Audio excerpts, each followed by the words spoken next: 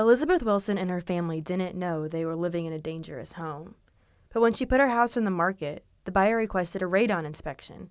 That's when she got the bad news. And when they read it, they said it was one of the highest they'd ever seen in Boone County. So we were very upset and very scared. Wilson was right to be scared.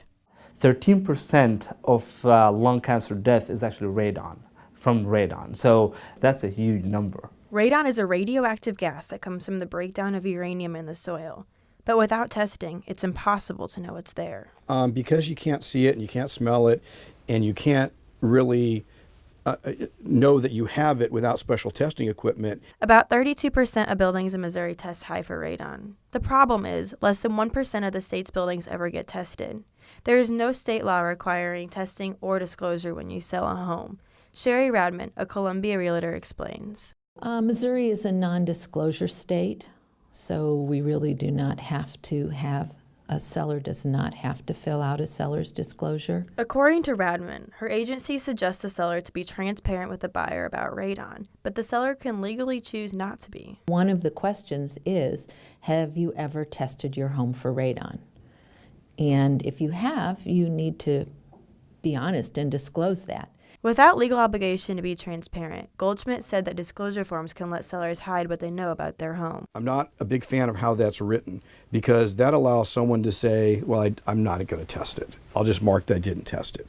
That, I think, gives a false sense of security to the home buyer that there's no radon in it. However, if radon is present in a home, the level can be easily brought down by installing a mitigation system that filters the radon out of the house. Basically, it's pulling the air from underneath the concrete slab. Generally, a mitigation system will reduce the radon to its maximum reduction capabilities. To some, a mitigation system can be a financial burden, costing up to $1,500. However, the installation costs significantly less than the medical bills radon could cause. Wilson sold her home, but she still worries about the time she lived there because she has asthma. And also as a person who has a lung disease, then that makes me even more fearful that I'll have the impact of this, many years down the road, that I'll always probably wonder if it had something to do with living there for a long time.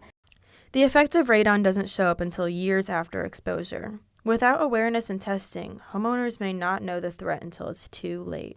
With producers Ran Juan, Alexia Diamond, and Kate Robbins, Chloe Thornberry, KOMU 8 News, Columbia.